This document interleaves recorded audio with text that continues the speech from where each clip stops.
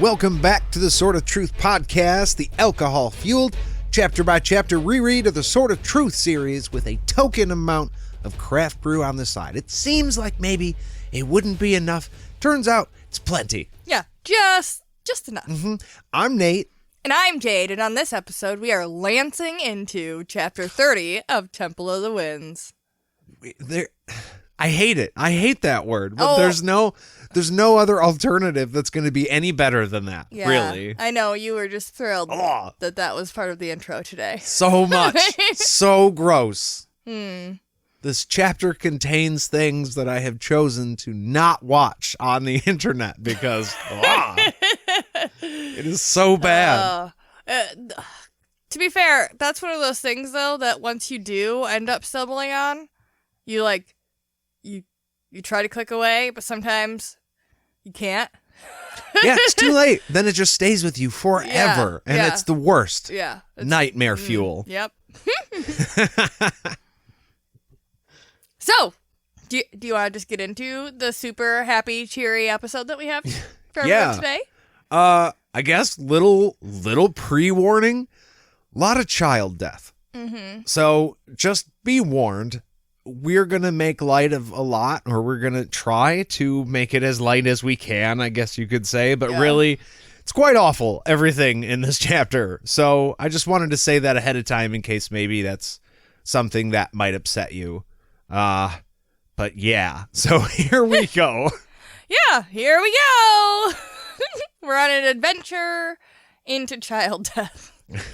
Anyways, okay, so they leave Kip and Yonek's house after Richard slams Nadine around and reassures Kahlan in the last episode. And they go see Mark. Mark is the first boy that they are going to check up on. That is from the Jala game. And he's actually fine. Nothing wrong with him at all. It worried Mark's mom to see them, because she's like, oh, what the fuck are you all doing here? But Richard was relieved when they left, because he was like, this is more proof that Jagang wasn't involved. There's not another kid that's sick. So it's not like maybe Kip caught it from another kid before we thought or something. Like, yeah, maybe it's not as bad as we thought it was because this boy is fine. Yeah. It kind of has his hope restored a little bit. Yes. They told him, the family, to let them know if anything happens, and then they take off. Cool. Yeah. The king just dropped by today. Yeah. He's just like, y'all good? Cool. Okay. Let us know. That's a nice Lord Rawl. Hey, we could use with a little bit of pocket change. You could give us a little bit of cash. Or... This goes back to what we were talking about the general public's perception of the Lord Rawl. Like, I didn't know he was making dailies, just popping in and checking up on people. On the children of the city. That makes him amazing, yeah. Like, hey, y'all good? You got everything you need? All right, have a nice day. We heard some kids were sick, Just check it. I didn't realize you were taking a Sorry. drink. Yeah. It's all good. Yeah. So the second boy that they go see, however, is Sydney. And he's been dead since this morning. Yep. So he was actually dead before Kip was actually dead. Yeah, which means his case was worse. Yeah. Which introduces a whole bunch of questions, but we will forge ahead, I guess, on a lot of those. By the time they saw the third boy that was in blankets at the rear of his home, Richard's hopes have all dropped right through the floor. Yeah. Yeah, he knows. It's spreading. Yeah. It's not good. Yeah, so however hopeful he was that maybe Jagang wasn't a part of it, doesn't really matter, because this is the fucking plague and kids are dying. Yeah, no real silver lining there. No. I mean, they were hoping that they wouldn't be faced with a worst case scenario. And if this thing wasn't spreading, then that would be the case. But now that he's seeing more people with it, it's becoming clear that it has already spread. Yeah, it's not like Drefan said, it wasn't one isolated case that they could get in front of now. Right.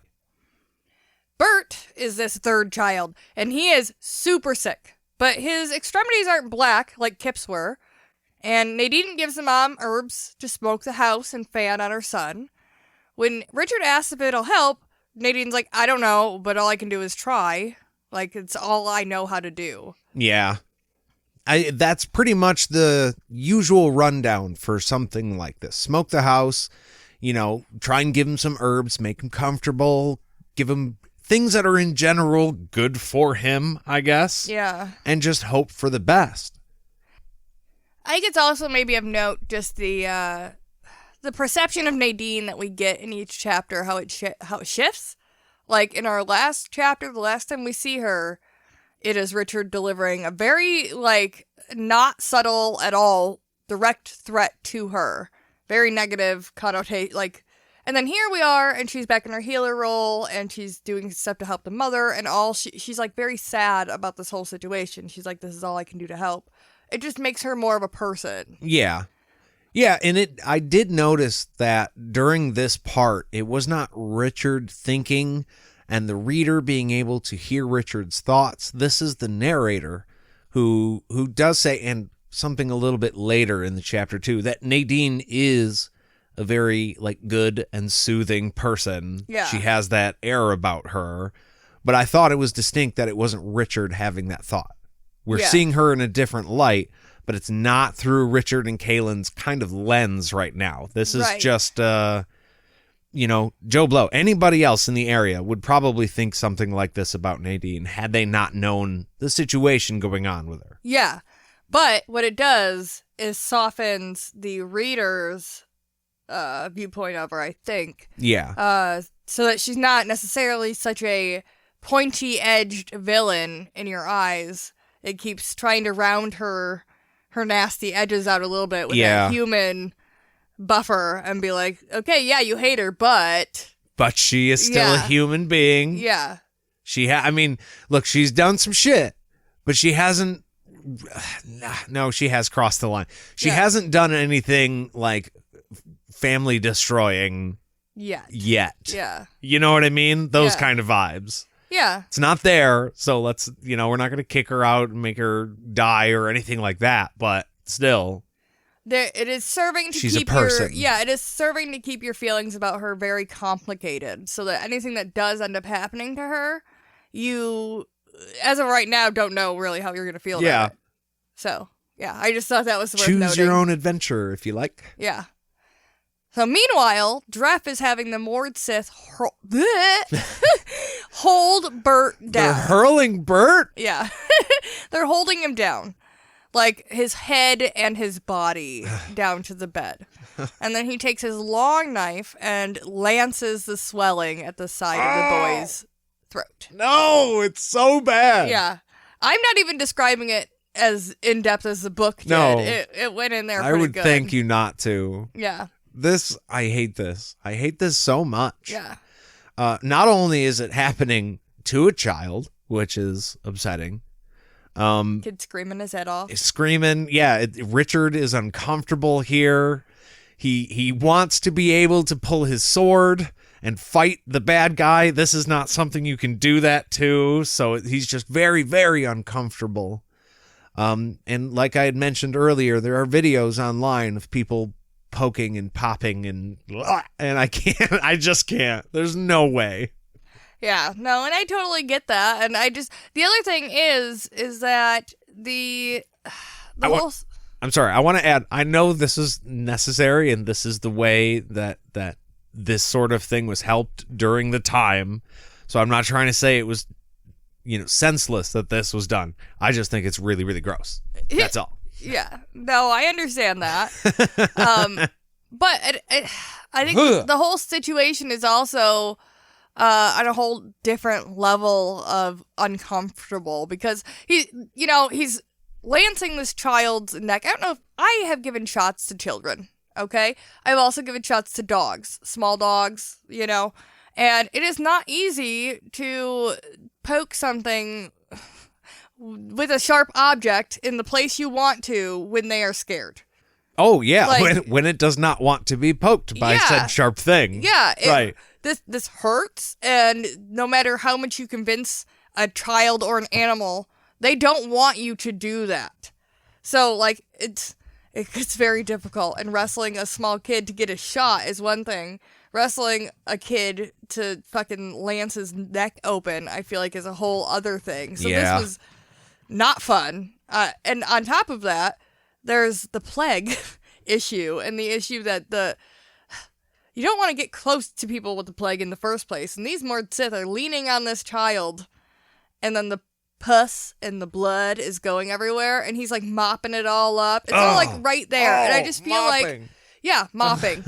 And why? I just feel like we know that like we've come a very long way as far as hygiene and like sanitation and all of that goes, and in these times it was not there, and it just, the combination of the struggling child and the infection, plague, breath everywhere is just a lot. Yeah, it's very hard to deal with.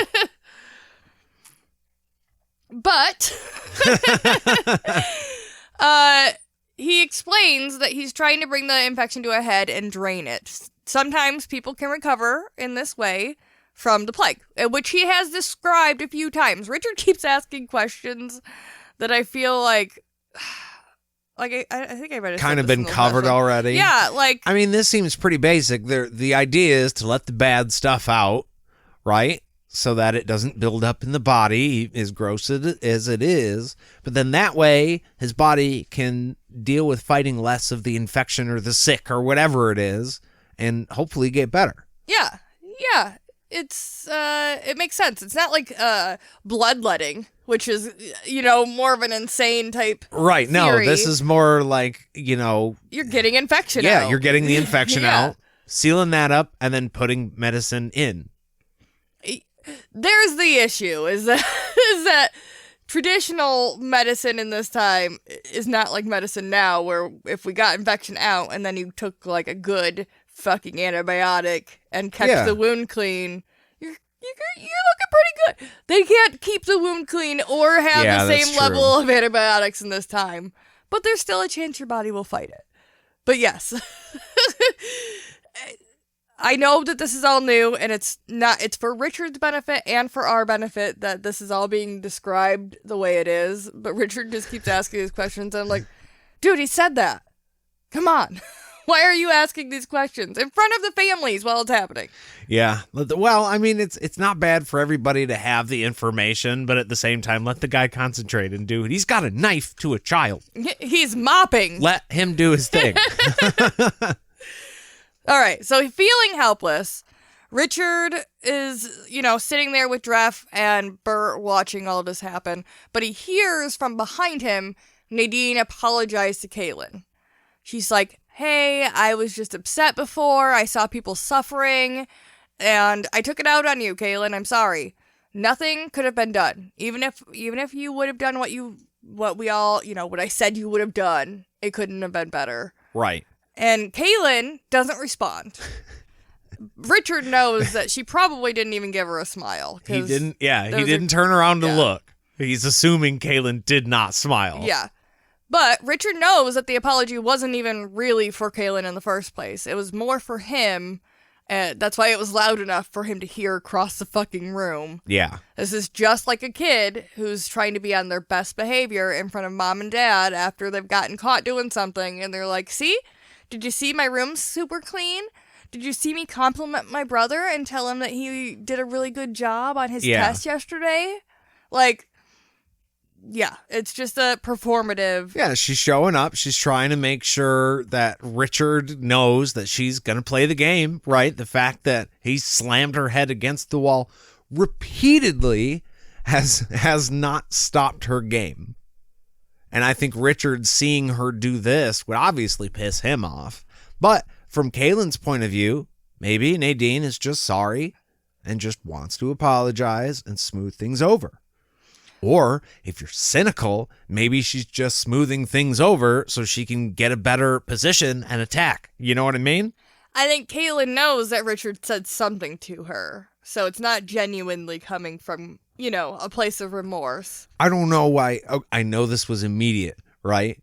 But if I was Richard, you talk to Nadine, then you talk to Kahlan, you let Kahlan know exactly what happened in that conversation.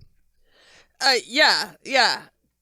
I mean, I would have questions. I mean, at that point, I feel like she knew that Richard wasn't taking Nadine to a back alley to go make out. But I feel like there still warrants a conversation. Like, hey, what exactly did happen when you guys went back there? Especially since she was still talking shit about Kahlan while they were back there. At the very least, he should be like, yeah, that bitch don't like you. No, and not I at all. know that she doesn't like you. But yeah, no, this is just Nadine trying to be performative and be like, hey, yeah, see, you want Kahlan? I'll pretend like I'm okay with it for right now. For right now. For right now. Puck is here now. Yeah, he just pushed his ass right through you, didn't he? This is a microphone. I'll just get that out of the way. And he didn't even stop at you. He just like... No, right through everything to Jade's lap, where he likes to be. Hi, babe. This is where he belongs. All right, so after leaving Bert's home, they are then led to Darby Anderson's home. All these places are described much less nicely than a home would be described. They're talked about like hovels more like. Yeah, the area in which these people live with their family. Yeah. I'm not going to describe it that way. It's a home. His whole family lives there. Darby, 2 sisters, mom, dad, grandparents, and aunt all live above their shop. Sorry, the cat just freaked out. I think you just noticed the lava lamp was on. So Darby's dad, Clive, and Grandpa Erling see them coming and come on out, and they're like, hey, I didn't realize you were coming. They're a little flustered. They were like, sorry, we don't have tea or anything. And Richard's like, hey, it's cool, man. We just came because we were concerned about Darby. Don't Just worry. like the last family. Dude, I would have cleaned up. Yeah. If I had known the fucking Lord Rawl was going to be in my home today, I would have at least swept or something. Seriously, I don't even want my friends to see my house like this. And you're, Right. Oh, goddamn. Well, they're like, okay, so what did Darby do? What's the problem? And he's like, whoa, okay, don't get mad. What He's did fine. he do wrong? Yeah, he didn't do anything bad. That would have been my dad. Yeah. When the cops show up. Hey, we need to talk to Nate. What did he do? Yeah, that real slow turn and look. I was here the whole time. I didn't do nothing. You tell him. So Richard lets them know about the sick boy and about the two who have died. Darby is shocked at the death of his teammates, and Yannick's traumatized little ass is still there. Yeah. He's the one that has to say that his brother died. I felt like that was a little, I don't know. I was like, they asked who died, and instead of Richard immediately being like, Yannick's brother here and somebody else, they all turn to Yannick and look at him, and he's like, Kip? It's so sad. And Richard is like, yeah, Sydney also died, but Dref here, he's a healer, so that's why we're just checking in on everybody, okay? So it's all good. No help big deal. Help is on the way. We're here to help and make it Yes. better. Couldn't help either of them, but Well, that's why we're here. It was too late for them, so just checking in. How you feeling? Grandpa Erling invites them into the shop and asks, what's making all these kids sick? What's going on? And Richard cuts right to the chase. He's like, it's the plague, dude. And I'm happy that Darby is good. So cool, right? We're on our way. Well, if that's all here, I guess I should be going. But hearing that it is the plague, both Clive and Erling freak out, which was interesting. They had heard that the kids had died. They'd heard the kids were sick. And it wasn't until the word plague was said that both of them were like, fuck the girls. Oh, what? His daughters are sick. Oh, so wait. So the daughters are sick before they show up and start talking about sick people and children dying. No mention of the daughters whatsoever. Nope. And then they say it's the plague, and then it's like, oh no. Yeah. Then they're like, oh, fuck, our kids are sick. So they don't care if the daughters are sick. They don't want them to die necessarily, but they're not as concerned with the girls.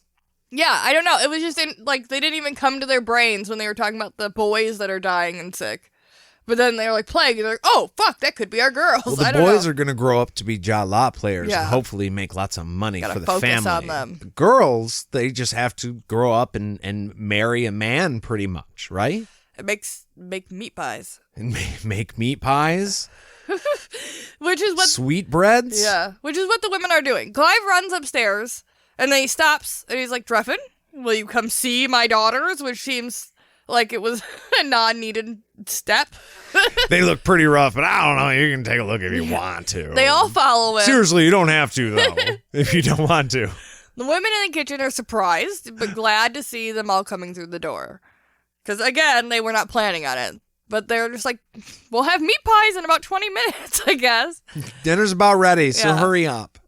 On the way back to the girls' room, Dref asked Hattie how they're doing.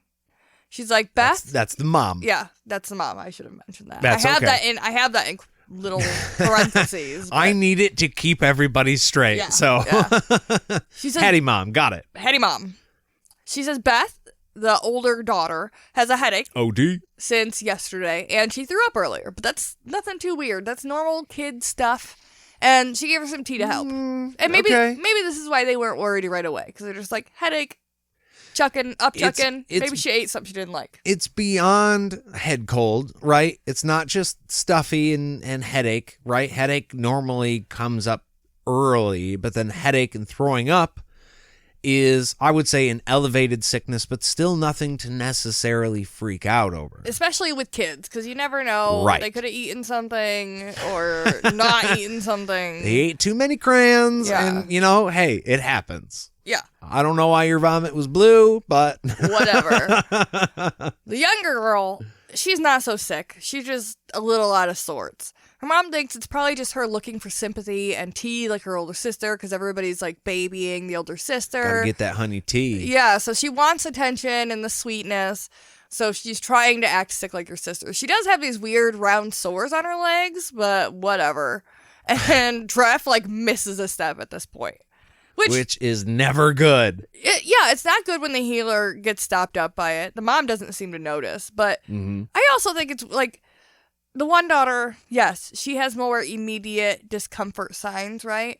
But your daughter has sores on her legs. Strange sores from nowhere. Yeah, on her thighs. Too. Yeah. We didn't know this at this point, but they're on her thighs. I would be concerned. I'd be like, I don't know what's going on with her legs, but hopefully she keeps them. Well, and I mean, I guess where my head goes is you have marks on your daughter's thighs.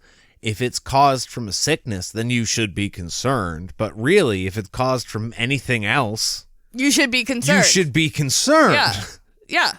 100%. Weird round marks, kind of like fingerprints. Who is touching your daughter's thighs that forcefully? Yeah. No. You know what I mean? Yeah. Like before it gets to the point where you're talking about a sickness. Yeah. Is it a burn? But, what? Weird marks on your children should be looked at thoroughly and addressed. Yes. I guess is where I'm coming from.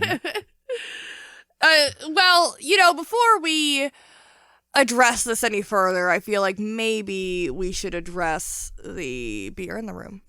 Okay. The weird elephant beer in the room? Yes. Here,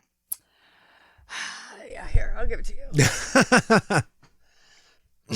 Excuse. All right. Well, today we've got Murky Christmas from Austin Brothers Beer Company. This beer is, it's written somewhere on the can. This is a New England style India Pale Ale, clocking in at 7.2%. Wow. Yeah. And I got it because people have been talking a lot about how inappropriately early Christmas stuff has been coming out. And so this beer kind of felt like it was, because it's an IPA, right? It's a summer type beer. Yeah. But then it's got Christmas stuff on it's got actually all the different beers that Austin Brothers makes are on the Christmas tree as decorations, which is actually kind of awesome. And then there's cases and 6-packs underneath the tree like presents. But so I thought, because it is totally still too early for Christmas, but we need a little Christmas because we are talking about child death, that this would be a fantastic beer to have. And it's strong, so that's useful. Yes, that is useful. Especially when it's an IPA. Yeah, no, go ahead. I was going to say, there's no description of the flavor or anything about it on there because it doesn't need one because Yeah. it's an IPA. You say that with disdain in your voice. I think that it is a fine IPA, and, we've talked about Austin Brothers before. We do enjoy quite a few of their beers, but I kind of feel like this one is a little, nondescript. Like, exactly that. Like, Yeah. it's think of an IPA. That's kind of how it tastes. Yep. And it's not horrible. I'll drink it happily. But let's see here. From a scale of 1 to 5 Christmas ornaments, I'm going to go 2.5 Christmas ornaments. Yeah. Just middle of the road. Don't love it. Don't hate it. Yeah. Yeah. If I had to rate it against specifically other IPAs so that it had a fair rating, that is what I would probably give it as well. That's the most I feel like we're going to get from you, and I feel like that is all anybody could ask. I agree. So, we're going to get another beer. I will probably get a different beer. I'll finish this one. And we'll be back right after this.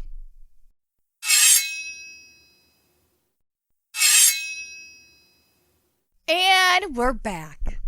Hi. Nice to see you. How you doing? Yeah. How you been? I hope the break was as good for you as it was for me. Anyways, Beth has a fever and a wet cough. But Dref basically ignores her as they enter the room. He goes straight over to Lily as she's hanging out with her rag doll. Yeah, totally ignore the one that you figure that he'd want to see and go over to the one that doesn't seem that bad. Yeah. The one that you would assume also is more contagious. You'd assume that's more of a problem because she's coughing, she has a headache. Yeah. But this is also post deer in headlights moment for Dref when he hears about the tokens. Yes, right. Also, I just want to say Lily is a special, Jack, our son, now has a friend named Lily, so every time I hear the name, I'm like, oh. Yeah. She's gonna be fine. You're gonna be fine. Nadine, Hattie, and the aunt all go over and fuss over Beth, while Richard and Kahlan follow Dref over to Lily. Kahlan starts chatting with Lily to try and keep her from being freaked out by the men who are standing over her, all creepy-like. Yeah, trying to be a calming presence. Yes. Plus, Kahlan ain't exactly Dreffin's biggest fan. So if she's got some weird feels about Drefin, she is going to be all over this little girl, as a protectant mother. Mother figure, yes. Yeah. So as she's chatting with him, Dref is like, hey, Lily, can you show me your doll's sores? So she flips her doll upside down and shows him spots on the inside of its thighs. She says they hurt when she touches them. So this is a way to be like, it depersonalizes it for the little girl. Yeah. So it's not so big and scary. It's what they do after kids who have been abused and stuff. They're like, show me on the doll. Yeah. That way it's not you, and it's easier for them to just give out that information. Yeah. Talk about it more freely. Yeah. I did think it was interesting that the doll had spots on the inside of the thighs.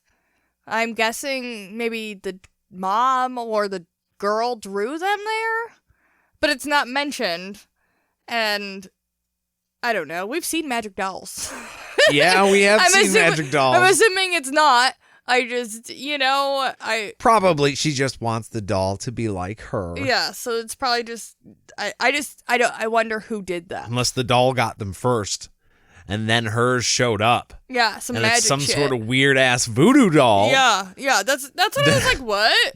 Initially, I want to say burn the doll, but then no, because apparently it's working. So don't do that. Make the doll very comfortable. Yes. Let's erase the little marks. Do whatever the doll wants. I don't know how to put this, guys, but I think we better listen to that doll. Dref is like, hey, that's really too bad about your doll, but I think she'll be okay soon. And then he puts a hand on Kahlan's waist and crouches with her, which I don't. He says Kahlan's eyes aren't too good. Yeah, I don't know. The whole thing, I was just weirded out about it. No, there's 103 things he could have done other than touch her at all. Yeah. You know, I'm kind of leaning towards a Keanu Reeves move because you are trying to be reassuring to the child. We are friends, right? We're close. The Lily, she likes Kahlan. Yeah. And if Drefan's like, hey, I'm friends with Kahlan too, then maybe Lily is better with Drefan, and I understand that. But I also her, feel maybe like she's more comfortable. Yeah, but maybe do a Keanu Reeves where you you put your arm around, but there's no actual contact. Yeah. Or like you on know the what I mean? shoulder, maybe a less intimate part of her even body. that. But you've seen the pictures Yeah, I'm talking yeah, about. I do, yeah. He never touches anybody in any picture so that nobody can be like, yo, you touched me weird. Yeah. No, I didn't. You can see very clearly my hand is 3 inches away from you. Yeah. And I mean, hey, classy move. Yeah. He should have done something close to that.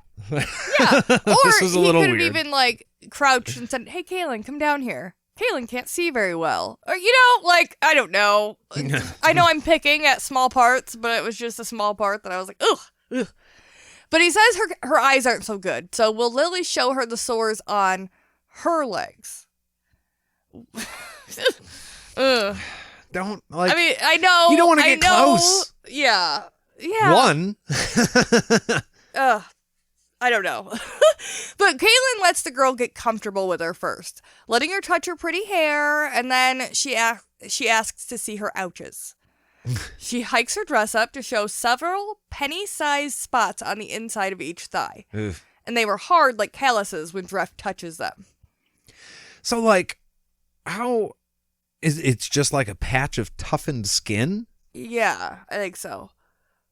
And Like, they're dark spots. Dark how? Like, black? I would Or think- are they just... I would think scab to black, somewhere in that range. They don't say black, so I'm assuming not black, but maybe dark brown, like a scab. I'm sorry, that's not funny. I Google searched plague tokens and just kind of crossed my fingers that I wouldn't see, and like Magic the Gathering stuff came up. So, not what I was going for. Yeah, no. But I guess was like, good. why are you laughing at this super wonderful thing that we're talking about? Yeah, no, I can't find. I don't know if my search history is just ruined because of that, but I cannot find what those would have looked like. Yeah, I don't know. I'm guessing like hardened. So I would just be interested. Like nobody asked. I guess we find out a little bit later that they just kind of pop up, but nobody asks. Yeah. Like, did they appear today? Like, when did these show up? How did they first appear? How long have they been there? Yeah, did they show up looking hard and dark initially, or did you have like a sore spot, like maybe a little red, little swollen? Been building for a little while. Yeah, Oh, and if then you, so, like, how pick- long has it been doing Yeah, that? did you pick at it? What was the progression to get you to this place? But we don't really get into that at all. Right. But I don't know. Could be useful information. Yeah, that's all Just kind of feels like maybe it was left on the table a little bit. That's all. Kahlan pulls down Lily's dress and tucks her back in. Dref says she's a good girl and her doll sores are going to be better by morning. And they all head downstairs. Clive had stayed upstairs with his wife and daughters, but Erling is there down in the basement and he's like, hey, do they have it? Which, just the fact that Clive stayed up with his daughters makes me feel like there was at least some type of dialogue up there that we were not privy to. Just something like, Yeah. hey, you should stay here with them. They are very sick and or, yes, they have it. Stay with your family. Some sort of confirmation Yes. there. So Dref is like, yeah, they do. And the two of them talk about how they had both seen the plague before in their lives and they never wanted to see it again. I'm not going into that. It's just basically them both talking more about what we've already covered, is that it's been in other places before. They've seen everything. They've seen the token version of the plague, and they've seen the one that Beth has to where, it's bad, but if you get it out and then, like we said, add the medicine and fucking hope, then maybe she'll survive. But we know that the token one is not good. Yeah, basically, I don't know if I get I think I might get into it. Do we get into it? I think we okay. I'm sorry. I remembered it coming up. Yeah. But that's basically what this is. It's confirmation that these guys have seen this before. Yeah, they have seen it. They kind of know what the course of this is going to be. So Erling wonders if there's anything they can do to help. They both go over, all the maybe possible options like smoke and warming or cooling the sick. All the usual go-tos. Yeah, you can either sweat it out or you can try to, freeze it out. Nothing's sure to help, but it couldn't hurt because we don't know. Like, unless it looks like it's starting to bother them, try it. Yeah, I mean, hey, it's worth a shot, especially if it's something that won't hurt. Right. Like drinking water. Yeah. Whenever you're sick, people are like, well, make sure you're drinking lots of water. And you're like, yeah, no, it's not medicine, but it's good for your body. Yeah. Take a hot steam bath. See if that helps. If it starts making you cough up your fucking brains, okay, maybe that's not the right route. Try a Less of that. Yeah, try an ice bath. That doesn't work. Let's try the next thing. Erling hopes that the girls are spared, but then Dref drops a bomb about Lily having the tokens, and Erling almost drops to the floor, but is caught by Dref right before he does. This dude was totally caught off guard by that. Yeah. And he knows that that's worst case scenario too. Yeah. So at this point, Darby enters the room and asks, "What's wrong? What's going on?" Grandpa looks a little upset. Why does everybody look so freaked out and pale? And Erling is just like, "Hey, I'm worried about the girls." And Darby then turns and offers help to Yannick and his dad if he needs anything. He's like, "Hey, I'm sure my dad will let me take some time off of work to go help you and your family in this really rough time for you." Which is very sweet. Oh my God. And I mean, obviously. Did that get you? Yeah, obviously he doesn't know that his sisters are about to, or are in kind of the same boat. At least one of them. I mean, we don't know all of it yet, but just the fact that he is so unaware and he's so willing to go help another kid and he doesn't know his family's going to be in that same boat. And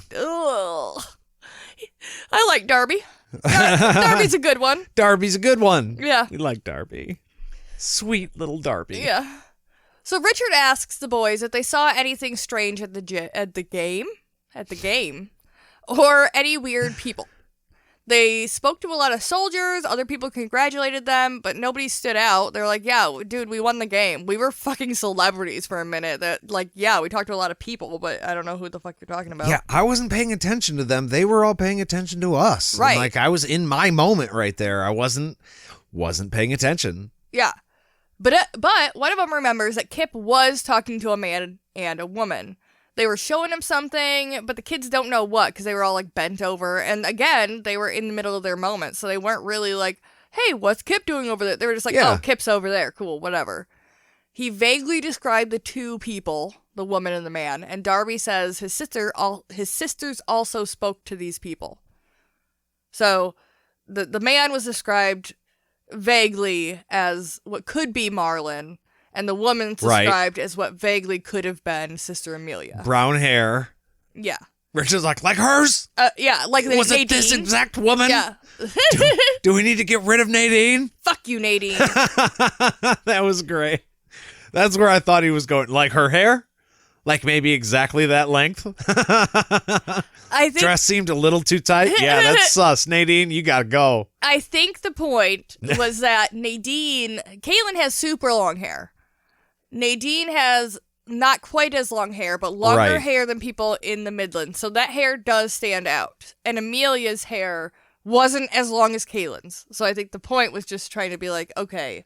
Like long hair, but shorter like hers. Yes. Okay, yeah. Yes. No, that makes sense.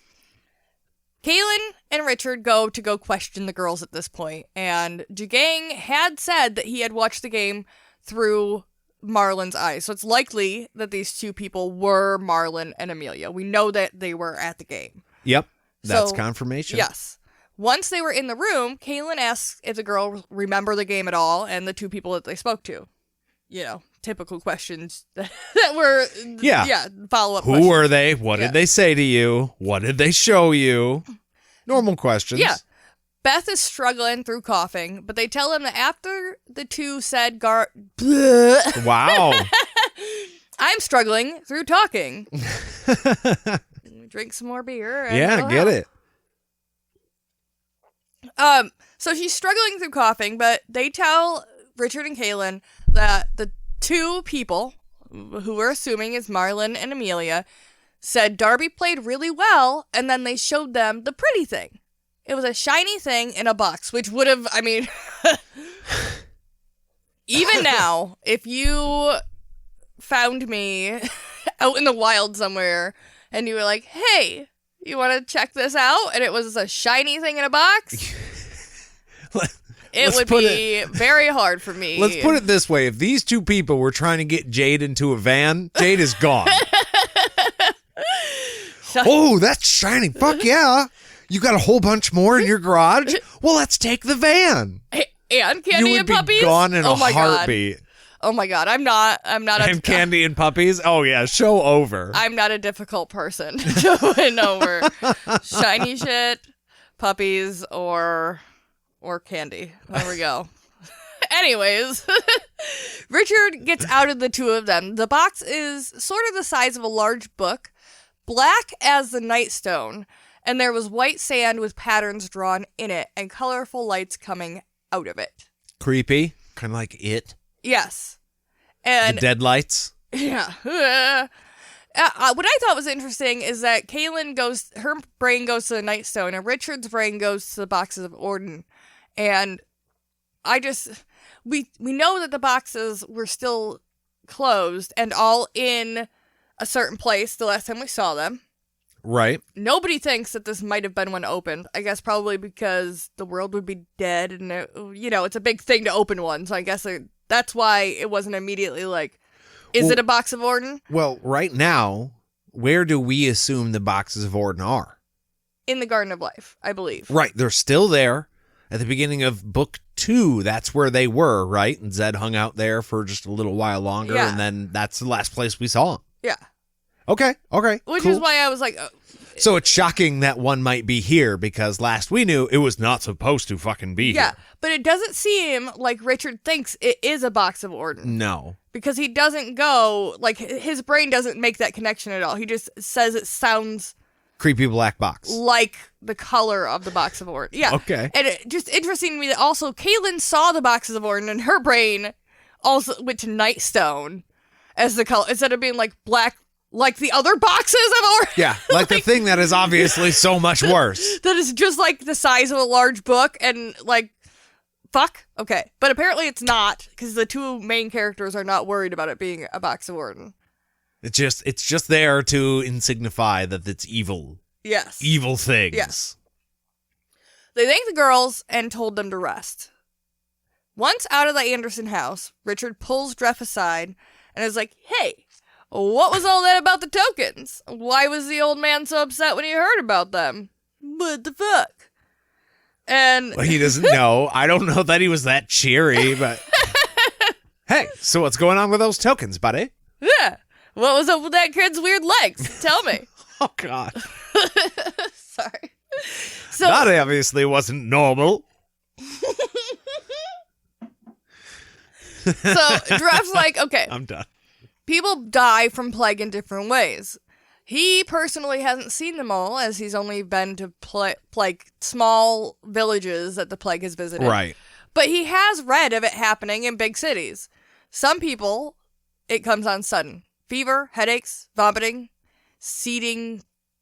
I think that was supposed to be searing. Searing back pain, which actually... Seeding back pain. Yeah, I mean, that works. Which is actually kind of interesting, because this is kind of similar to COVID. You know, some people, when they got it, immediately, you're fucking sick. Headaches, vomiting right away. Yeah, and you might be fine in the end, but you got to ride that fucking wave, and it's going to get worse before it gets better.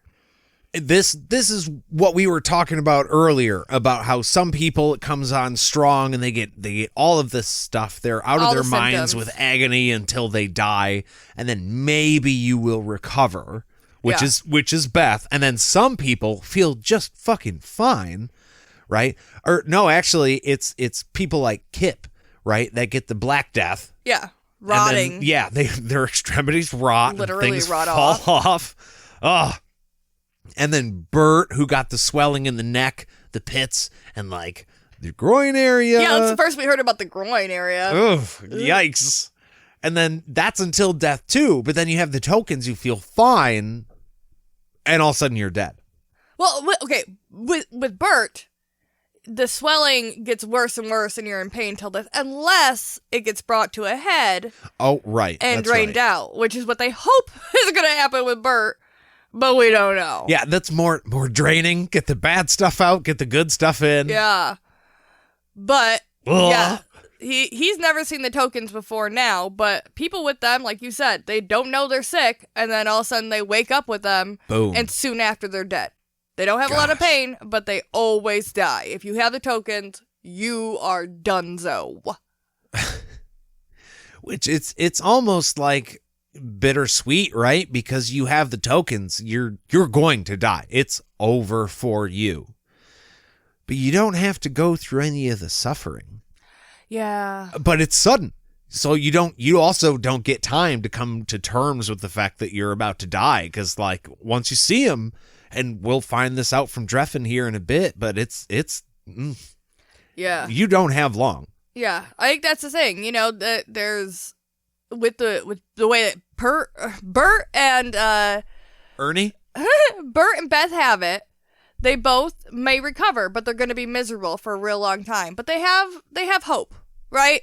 Yeah, You're just going to be fucking miserable. But the other two paths that it takes, the tokens or the rotting, you don't really have hope. It doesn't sound like you're just going to fucking die. And yeah, I don't know. I feel like personally I would probably opt for the tokens so that there's like, I'm feeling great, and then a small period of time where I can party it up in the last 12 hours after I notice these fucking tokens. I mean, and then die. As bad as it is, I think I'm with you. I mean, I want to say tokens all the way. I just don't want it to hurt. I don't want to suffer. If I'm going to get it and die from it, then just let it happen. Make it quick. You know what I mean?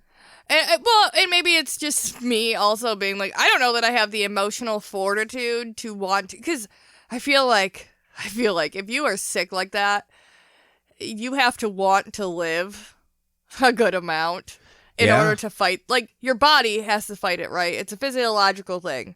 But emotionally, you also have to have some will left to live, to not give into the weakness in your body. Yeah. And I just don't know that I have that emotional fortitude. Like, I feel like if I was in that much pain, I'd be like, fuck this, I don't want it. I mean, I it kind of comes back to what we talked about on our Patreon episode about assisted suicide. Yeah. And, how much can you handle before it's too much? Yeah. And, that's why this way it's like the tokens, you don't have a choice. There's no possibility that you're going to live. Yeah. So, hey, at least it's quick and painless. Yeah. And that way, you could argue, nature does the same thing too. Yeah. And it's not a bad thing. Okay. So, but I digress. Yeah. So records say that the worst plagues with the most widespread death were marked with the tokens. Mm-hmm. So this ain't means good. The shit is serious. Yeah, this is not good to have, like, on the daybreak of the first sight of the plague to have the tokens, I'm guessing. Like, day one. Oh, shit. Oh, this is bad. This is like when it starts to snow in fucking June. We are in trouble this winter. That doesn't happen. It was a shitty example, but yeah. It's like, winter? What? Okay. So Lily is feeling out of sorts, and her tokens are fully developed. Okay, see, I guess that was the thing. We didn't get any more context on this, but he says the phrase fully developed. So by the time they're calloused, that means they're fully developed. So there must be some type of progression of the sores. It took some certain amount of time for it to get to this point. But now that he sees that it's at this point, it's reassurance to him giving the right diagnosis here. And saying she will be dead by midnight at the latest. More likely, yikes, he is cut off by screaming from inside the house. Ugh. It seems like Lily has passed. Just like that, yeah, man. She was like fine just moments ago. She's got the marks on her legs, but overall, she's okay. Just feeling a little off and then dead. Which just minutes later. I also think it's real terrible that Richard and Kahlan are going around all these places, and right after they leave the room with all these children, they're dying. Oh, God. You went in there and they were fine. Yeah. Like 3 people died. What the fuck are you doing? Yeah, they went and saw Kip. He died while they were in the room. Drefan was just slitting their throats. It was fine. Wait. No, not like that. No, he was doing it a certain... Damn it. Yeah. And now you're in the pit. Yeah. Good job. Like, everyone was in the room. See, that's the thing. Everyone's in the room. I hadn't even considered that. Everybody else leaves. Richard and Kahlan are in the room alone with these kids, and then all of a sudden they go downhill quick and die. Angel of death type situation. Yeah, well, they were sick anyways. I would not want Richard Rawl in my kind house of a right thing, now. Yeah. No. Kahlan starts crying about him killing children, and Dref asks, what the fuck? So Richard explains. He thinks that the kids are sick because a Witchard? A Witchard? Is that what he is? You're a Witchard. Damn it, that's hard to say. Yeah, Richard. Yeah. Wizard and a sorceress went to the game and used magic to start the plague. Dref thinks that it is impossible since it takes longer than that for people to get sick. We talked about the 14 to 20 day incubation window. But the tokens. Yeah. But the tokens. And so we know that it's been a minute since these people have been infected. But magic, Nate. That's the other thing. But magic. It may not. It may not have been 14 to 20 days. This incubation period may have been shorter because magic. Because magic. Yeah. So what you're saying is that the magic could have been used to escalate the sickness. Yes. At a faster rate than normal. So now it's already like to the point where people are dying. Yes. Even if it hasn't actually been a couple of weeks. Because when was the game that we went? Days. This was days ago. Yeah. Okay. See, I guess I was thinking that it was maybe a week or 2 ago already. But maybe that's just because we were talking about the incubation type period. But yeah, so like 3 days.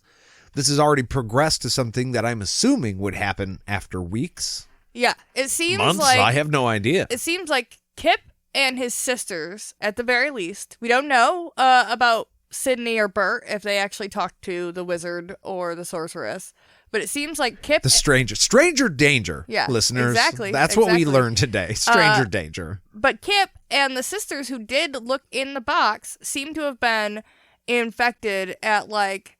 a point where instead of it being like 12, 14 days out, they are like 12, 14 days to, 20 advanced. days into this. Right. Like they were infected at 28 days later? Yeah. Another zombie? Yeah. Something along I don't know how to describe it, but you know what I mean? Like they got the sickness now farther in. So it's being magically advanced. Yes. Does that mean that they hear Lily scream, poor Lily, whom we love?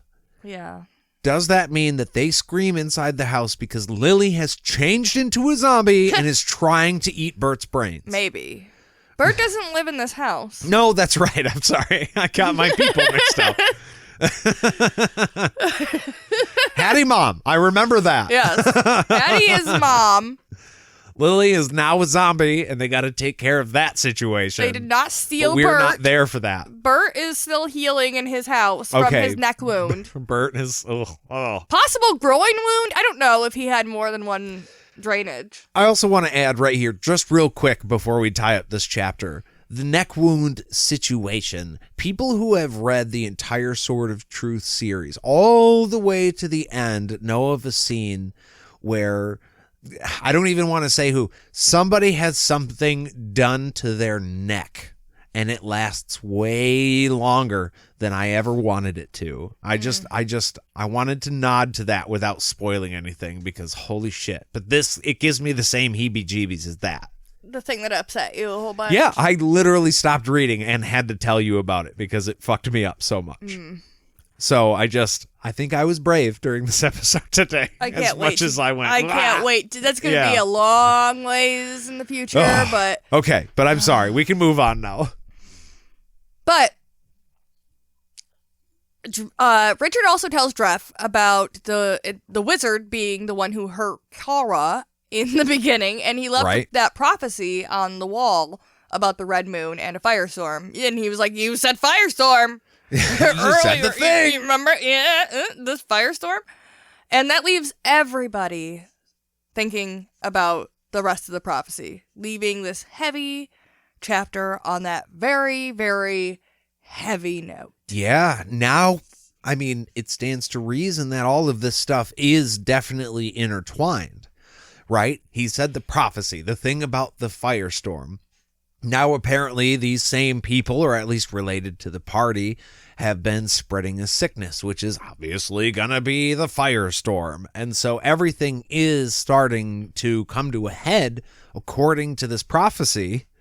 And if you're Richard right now, you're freaking out because parts are starting to slip into place. Before, when it was totally abstract, and you're like, no, that doesn't even make sense. Now you're like 80% of this makes sense. Yeah. I should be worried. Well, yeah, and also the dead child. Well, yeah, okay, obviously you should be worried. There are already dead children. Well, no, I'm saying the zombie kid that spoke in Yeah, his dead face. zombie children. You just wait. Next chapter, chapter 31, a horde of dead kids comes back to attack the city. Also, you and all your favorite guards and your fiance and your ex and everybody are also potentially infected with the plague now. Oh, God. Could you imagine? So you're in your fucking castle. You've barred and locked the doors with the heavy steel bars. There is an army of zombies outside your door. It is coming to a head, and you are preparing yourself for battle. Richard delivers a speech to get the troops motivated, right? To raise morale. And you're like, all right. Now it's time to attack the zombies. And then, like, fucking one of the generals, like, sneezes. What the fuck was that? You're one of them. Get them out. Get them out. Yeah, like that classic scene in the zombie movie when you realize that someone's been bitten and didn't tell you. Well, they only bit me a little bit. It's fine, right? No, Fuck dude. You, get out. Well, that does it for us for today. Thank you guys so much for listening. If you enjoyed this and wanted to let us know, or if you wanted to let us know what you thought about this chapter, you can write a message in your journey books to podcastatt@gmail.com or follow us on any and all of our social medias at podcastatt. If you really enjoyed this show and you think maybe it brought some value to your day, then you could consider going to patreon.com/podcastatt and making a pledge there. You'll get access to all of our extra content on Patreon and access to the Discord channel where we hang out there regularly on Sundays. Sundays is the day. And then also you get a bunch of extra perks depending on which tier you sign up for. If that's not your thing, we would really appreciate you subscribing, obviously, and rating, letting everybody know what you think about the show. A 5 is awesome. A 1 will be addressed immediately. One way or another. Yeah, one way or another. Adjustments will be made. But no, we really do appreciate every single one of you taking the time to listen to us every week. We love you, and we will see you real soon. Bye!